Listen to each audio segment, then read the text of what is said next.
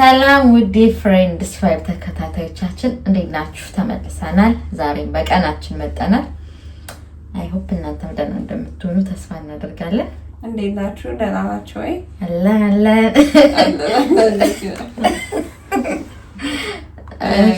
ላይክ ሼር ሰብስክራይብ ያደረጋችሁ ቤተሰብ ሁኑ። ምን ያለሽ 100 በማለፋችን በጣም ደስ ብሎናል። ባይዘዊ ስቲል ሴሌብሬት እያደረግን ነው ከባለፈው ቪዲዮ ጀምረን 1000 ስንገቢቶኝ ነው። ከሌላ ታሪክ ኬት እየቆረጠች ነው። በየቤታችሁ ነው የምንመጣው። ታሪክ ምን ጽፈው የቤት ለቤት ሰርቪስ ነው። ኦኬ እና ወደ ታሪካችን እናመሰግናችኋለን። ስለ ታሪኩ ግን አስተያየት አትሰጡም ምናምን እየሰማችሁት አይደለም እንዴ? እኛ እኮ ለእናንተ አይ ባለ ታሪኮችን ሲልኩልን እኛ የራሳችንን አስተያየት እንሰጣለን። እናንተም አንዳንድ አስተያየቶች ኮሜንት ላይ ጻፉላቸው ምን እንደምታደርጉ እናንተ ብትሆኑ ከኛ ብቻ ሳይሆን ከእናንተ ምክር ቢያገኙ ጥሩ ነው። ባይዘው ባለፈው የልጆች እናት እዚህ ሀገር የነበረችው ቴንኪው ብላ በውስጥ መልሳለች። ግን ኮሜንት ብትጽፉ አሪፍ ነው። ባለ ታሪኮች ሳይሆኑ እነዚህ ኖርማል ተመልካቾቻችን እና ጻፉና ሀሳብ አስተያየታችሁንም ጻፉ እንቀበላለን። እና ባለፈው ደግሞ የሚያስቅ ምናምን ነገር ብዬ የሆነ ሰው የሚያስቅ እንትን ብሎ ብለኝ ነበር። ግን ለዚህ አይሆን ለዛ ነው ያላቀረብነው። ቀስ ብለን በሚስጥር እንነግራችሁ ይሻላል። ቲክ ይደረጋል። ሱን ቲክ ይደረጋል። ሙሉ ቲክ እሺ ማነው ዛሬ ጀምር? ሃይ እንዴት ናችሁ? እድሜ 33 ነው። ሚስቴ ደግሞ ወንድ ነው። እሱ 33 ነው። ሚስቴ ደግሞ 31። ከተጋባን አሁን የሁለት ዓመት ልዩነት ብቻ። ስንት ዓመት ነው መሆን ያለበት ብለሽ የምታስብ? እኔ 5 ነው ግን ደስ ይለኛል። ምርጫሽ ነው ይሄ? ማክሲማምስ ጀነራል ማለት ማክሲማም 3 ነው። ቢበዛ ስንት ነው የሚሆነው? 10 10 አንዴ የቤተሰብ ይሄ እንዴ የአዘር ሜጋ ብቻ እንደ 10 በጣም ትልቅ ነው። 30 ዓመትሽ ወይ 28 ዓመትሽ ሆኖ 38 ዓመት ማለት እኮ ነው። ሩቅ እኮ አይደል? 28 እና 38 ሩቅ አይደል? ፐርፌክት አሪፍ። አንቺ እንደዛ ምፈልጊ ነው እያስረዳኋችሁ ነው። እኔ ቢሆን ኖርማል ነው። 38 እና 28 እንደዚህ አይነት ሰው ማለት ሞት እንዲሞት ነው። ወርት ምናምን ካለ ለወርስ ነው የሚመስለው እንዴ 10 ዓመት ይሰራል ቶማንጂ እሺ 10 ዓመት ትንሽ ነው ለኔ። አሁን ለምሳሌ 18 ዓመት ሆነሽ ከ28 ዓመት ዴት ማድረግ ብዙ ነው። ምክንያቱም አስተሳሰብሽ ራሱ አይገናኝም። በጣም ልዩነት ይኖርሻል። አሁን 28 ዓመት ላይ ሆነሽ 38 ዓመት ዴት ማድረግ ግን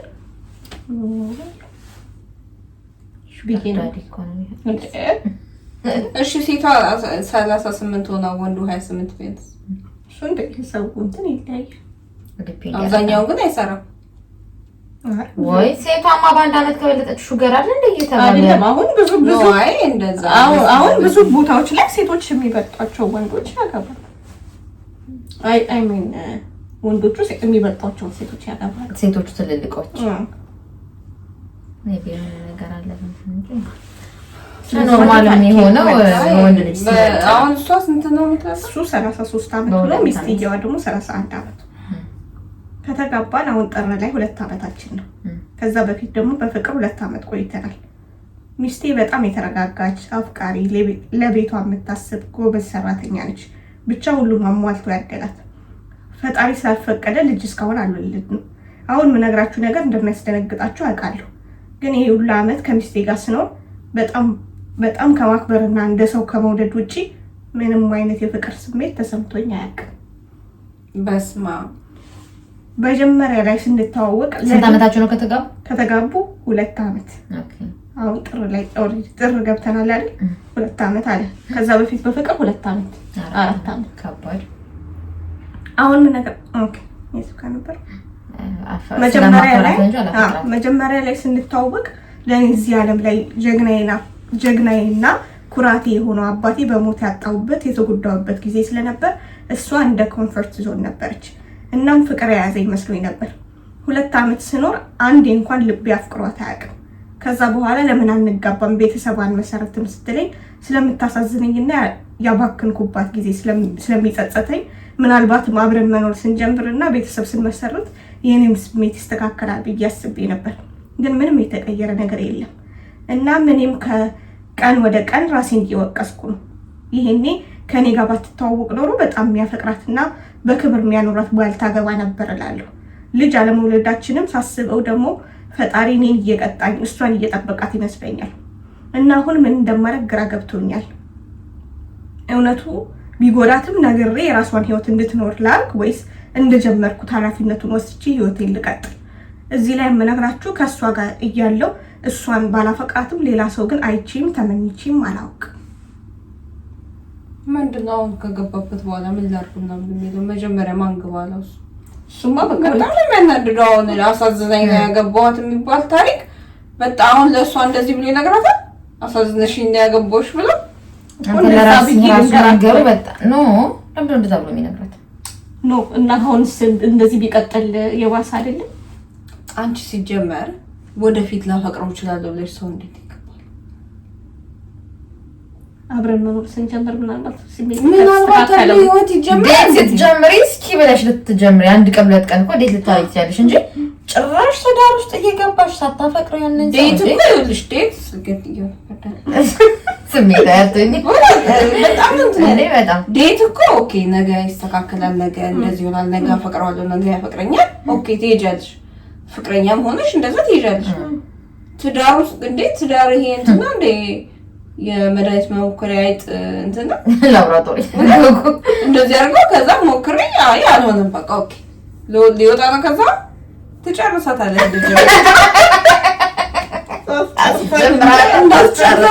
አስጨርሳ ግን አሁን እንዳስጀምራት ማስጨረስ ግን ደሱ አይበለጥ ጉዳት አይወርም።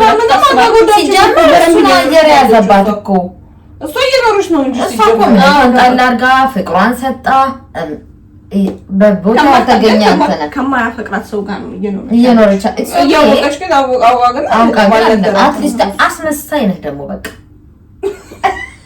እውነት እያስመሰለም ነው እኮ እንደሚያፈቅራት እያስመሰለ አልነገራትም እኮ ነግሯት እኮ ኢትስ ኦኬ ይሁን ብላ ከቆየች ከሱ ጋር ይሄ የሷስተት ነው ያ አልነገራትም። እሺ ሲቲዮ እወድሻለሁ አፈቅርሻለሁ ምናምን ባይላት አታገባውም ሲጀመር ኦፍ ኮርስ ብሏታል ልጅ አረብሽ ሌላ ይሄን ያስቡ ምናምን ነው አላሰብኩም ማለት ነው። ካላሰብክ ኦኬ ሀፕል ይችላል ትዳርህን ቀጥል በደንብ በቃ እንደዚህ ያለ ደግሞ ከነገረው እንደማላፈቅራት ምናምን ያልክ ሁሌ የምታስበው ከሆነ ደግሞ አፈቅራት እኮ እየጣረ ነው። አዎ ኖ በደንብ በቃ አፈቅራታለሁ ብለህ ንገረው። ሁሌ በየቀኑ እንደምታፈቅራት ለውስጥ ንገረው። አክሴፕት ያድርጓል። አንዳንዴ ኖ ሰው አፈቅረዋለሁ ይሄን ሰው ማፍቀር አለብኝ ብለሽ እኮ አይደለም የምታፈቅር ማለት በቃ ሁሉ ጥሩ ነገሯን ብቻ ምናምን በቃ አለ አይደል? እንዴት ልበልሽ ምን መሰልሽ አንቀልኝም እንደውም ስሚ ሰው የፈለገው ጥሩ ሆኖ በጣም ፐርፌክት ሰው ሆኖ ብዙ ክራይቴሪያዎችን አሟልቶ ላታፈቅሪ ትችያለሽ። ምክንያቱም ሰው ላፍቅረው ብለሽ አታፈቅሪ። አንዳንድ ሰው ደግሞ ሰው ላፍቅረሽ ብለሽ ማታፈቅሪ ከሆነ እሱ ገና ለገና አፈቅራታለሁ ብሎ ለምን ገባ እኮ እሱማ አሁን ለምን ገባ እኮ ልክ ነሽ። አሁን ያሁን ውሳኔውን ነው የምልሽ። አሁን የሚወስነው ውሳኔ የትኛው እንዳትነግራት በፍጹም እንደዚህ ብለህ እንዳትነግራት እና እንደዚህ እያዋሻት ይቀጥል ነው በቃ ለማፍቀር በደንብ መሞከር ይሞክር። በደንብ ብዙ አይነት ሙከራዎችን አለ ከዚህ በላይ በደንብ እንጂ ኦሬዲ ገብተሃል ትዳር እና አንቺ ፍታት ነው የምትይው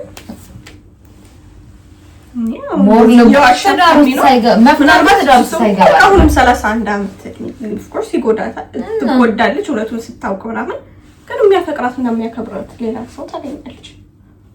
እንደዚህ እድሜው ልኩ አሁን እኮ ይሄ ሰውዬ እስካሁን ምንም ማንም ሴት ተመኝቼም አይቼም አላውቅም ማለት እስካሁን ነው። ግን ከአሁን በኋላ ምናልባት የሆነ 5 ዓመት 10 ዓመት ከኖሩ በኋላም እኮ የሚያፈቅራት ሰው ሊያገኝ ይችላል። የዛኔስ ከ5 ዓመት በኋላ ከ10 ዓመት በኋላ ልጆች ከመጡ በኋላ ከሚለያዩ እኔ አሁን ብትነግራት ባይ ቢጎዳትም እውነቱ ቢጎዳትም ይሻላል ችግር የለውም እንትን ብላ የሚያፈቅራትና የሚንከባከባት ሰው ታገኛለች። እንደዚህ ቀላል አይሆንማ። ሁለቱም እኮ ቀላል እኮ ስለዚህ ቀላል የሚሆነው አንተ እንደጀመርከው ቀጥልበት። በቃ 4 ዓመት ኖረሃል። 4 ዓመት እንደዚህ አይነት ስራ ሰርቶ አሁን እኮ እሱ የራሱን መቀጣት አይደለም እያሰበ ያለው ለሷ ፌር ነው ወይ ይሄ ነገር ነው? ኖ ፌር አይደለም በጣም። እዚህ በኋላ እቺ እኮ ሁለተኛ ራሱ ወንድ አምና ላትቀርበሉ ትችላለች። ምክንያቱም እኔ ባልኖር አለ ከዚህ ትክክለኛ የሚያፈቅራት እንደ ንግስት የሚያኖራት የሚንከባከባት ሰው ታገኛለች። ስንት ዓመት አለሽ? ኖ 30 ጄሪ ለኔክስት ላይፍ ራሱ ተጽዕኖ የሚያሳድር አይመስልሽም? 4 ዓመት ሙሉ አብራት ቆይቶ አላፈቀርኩሽም ቢላት ኔክስት የሚመጣውን ሰው አፈቅርሻለሁ ቢላት አክሴፕት አታረገው። ያያለም ምን ብለ ያያል እንደዚህ እንደ ቲክቶከሮች ይታርጉ ሌላ ታሪክ እና አይ ፍቺ ቢስት ነው እቺ ታረግ እንደኔ እንደዚህ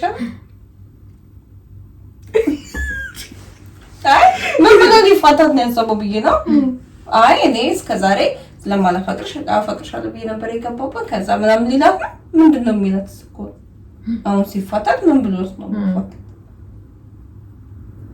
መርዶ በይው በወንዶ ከስንት ዓመት በኋላ እንዴ ኔክስት ራሱ ልጅ ሌላው እንዳቀርበው እኮ ነው መጀመሪያው ስላላፈቀረኝ ነው ምናምን ብላ ታምን ሌላ ሰው ፈልጋው መስላታው ለምን ኖሮ ነው ይሄን ነገር እየመጣ ስለዚህ ይሄ እንትን ነው አታስብበት አንተ ቼክ አድርግ ራስህን ይሄ እንትን ከባድ ነው በጣም አንጎላ ነገር ባይመቸኝ ያክል ጊዜ ቁጭ አትልም ዝም ብለህ መጣ እንትን አትበል በጣም ፐርፌክት ሰው ነች ብለዋል እኮ በጣም ለበጣም ታስብ ተበካብሽነቷ ተመችቶታል ወደፈሏል እኮ ማፍቀር ፍቅር ስሜት ነው ይሄ ይሄ ፍቅር ስሜት በቃ በደንብ ጣር ሞክር ከዚህ በላይ በጣም ሳይሞክር ቀርቶ ይችላል ከባድ ነው ለሷም ከዚህ በኋላ ህይወቷን ነው የምታበላሽ።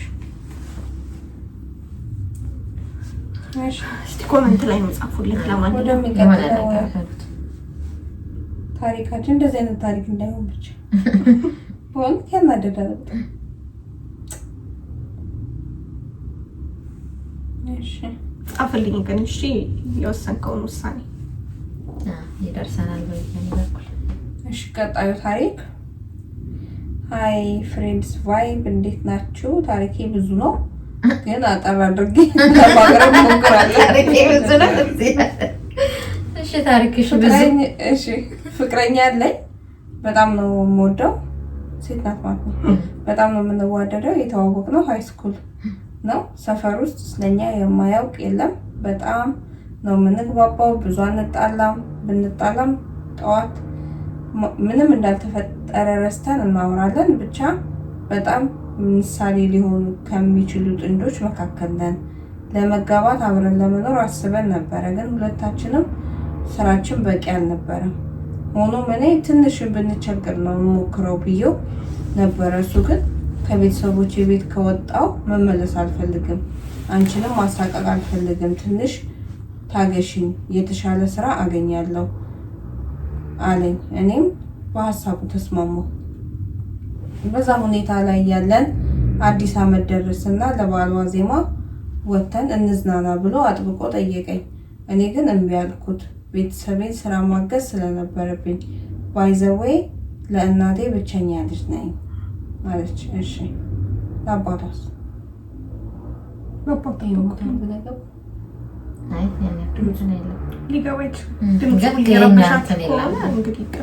በጣም ሶሪ ማይክ ምናምን በደንብ እስከምናስተካከል ተረዱ።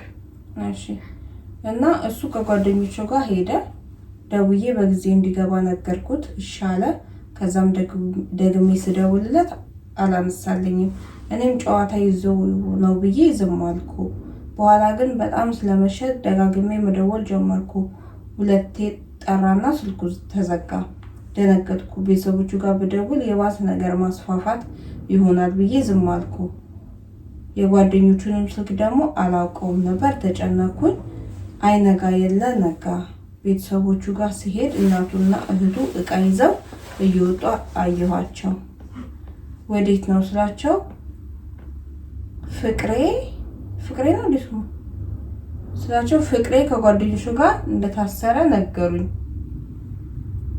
ነው ለማቆላመጥ ፈልጋ ነው ፍቅሬ ከጓደኞቹ ጋር እንደታሰረ ነገሩኝ። ምን እንደተሰማኝ አላውቅም። በቃ ወደኩ ምናምን በኋላ ጣቢያ ሄደን ስንሰማ ከአንድ ሰው ጋር ተጣልተው እንደደበደቡትና ህይወቱ እንዳለፈ ሰማን። በቃ የዛኔማ የዓለም ፍጻሜ ነበር የመሰለኝ። የምሬን አለቀስኩ። እሺ ሲያስጨንቅ።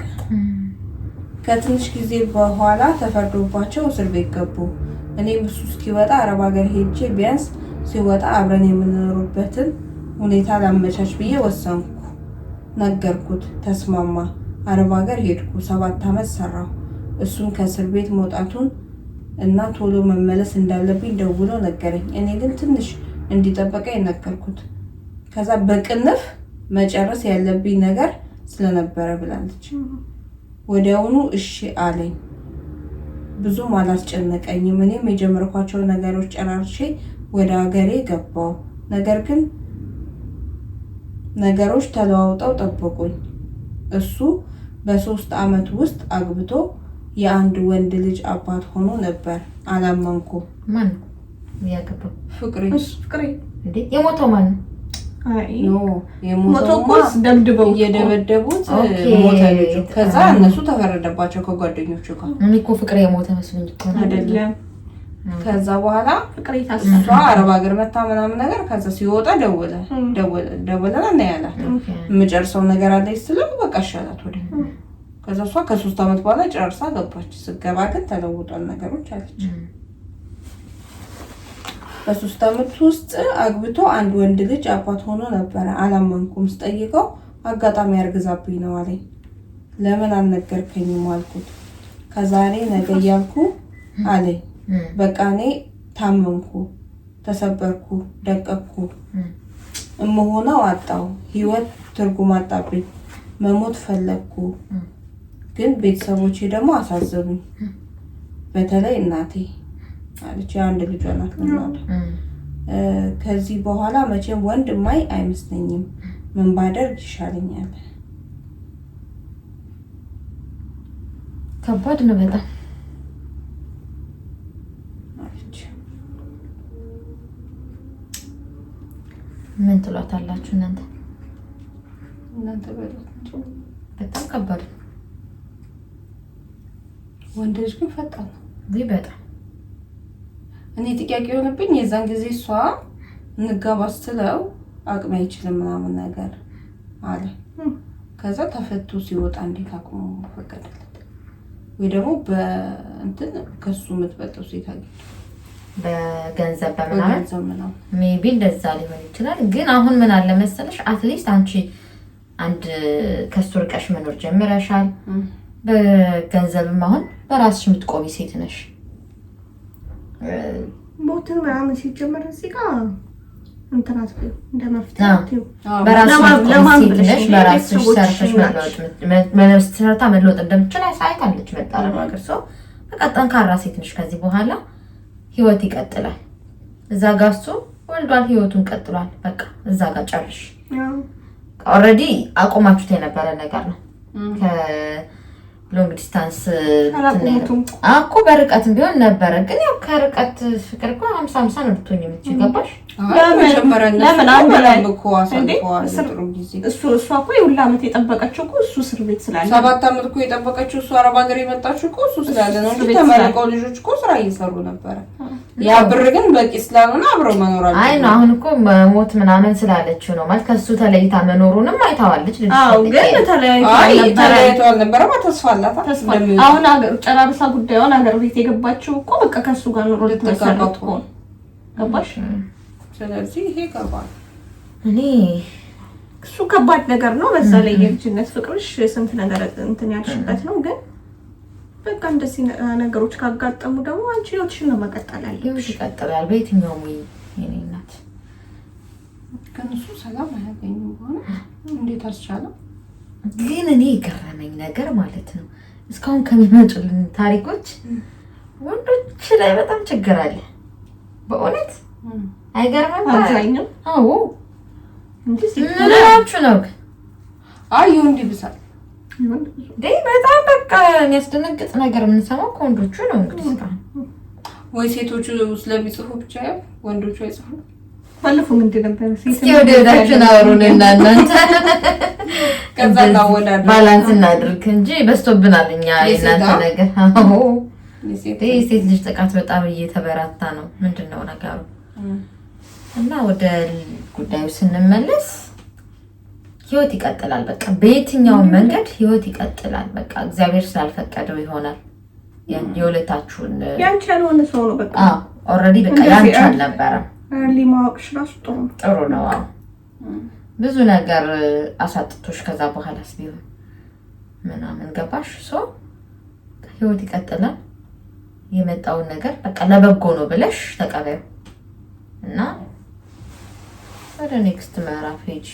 የተሻለ ነገር ይጠብቅሽ ይሆናል እንጂ እንደዚህ እንትን አልኩ ምናምን ለማን ብለሽ ብዙ ነገር የሚጠብቅሽ ልጅ። እንደዚህ አይነት ነገሮች ስታስቢ መጀመሪያ ቤተሰቦችሽን ነው ማሰብ ያለብሽ።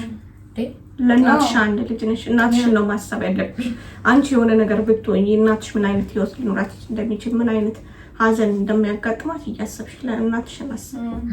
ወንድ ልጅማ ወይ አየሽው እኮ እንኳን በህይወት አልፈሽ አይደለም በህይወት እያለሽም እንደዚህ እያደረገ ነው። እናትሽ ግን እናትሽ ነች።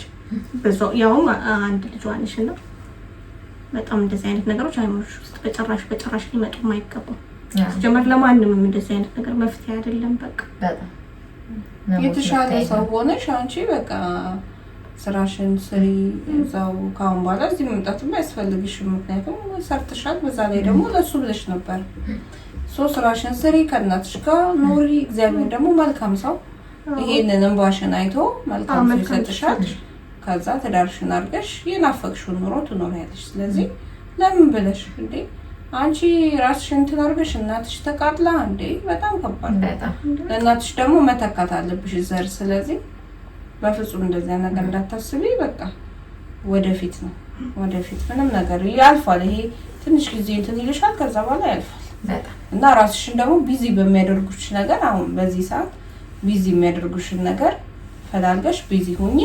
እሱ አካባቢ አትገኚ። እሱ የሚገኝበት ቦታ በቀን እንደዚህ ሰፈራችን ሰው ነው ስላለች ሰፈር ወይ ቀይሩ ወይ ባታዩ ምናምን አሪፍ ነው። እሱ ትንሽ ጊዜ እዛ በቃ ኑሮሽን እናትሽን ደግሞ ትወልጃለሽ፣ ታገቢያለሽ፣ ትወልጃለሽ፣ ልጆች ይኖርሻል፣ ህይወት ይኖርሻል፣ ባል ይኖርሻል እና እናትሽን ደግሞ ልጆችሽን አይታ ምናምን ቆንጆ ኑሮ ይኖርሻል።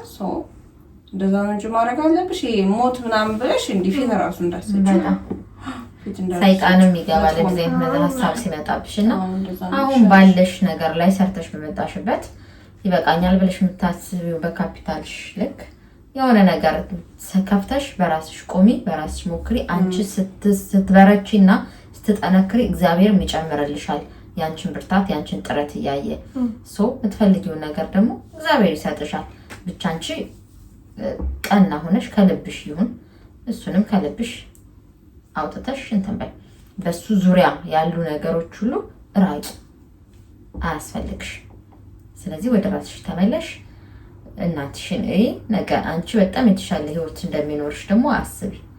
ሁሌም ነገሮች ካለፉ በኋላ ነው ስናስበው እንደዚህ ነበር እንዴ የምትይው ሲያልፍ ነው። እና አሁን ላይ የጨለመ መስሎ እንትን ቢልሽ ነገ ሌላ ቀን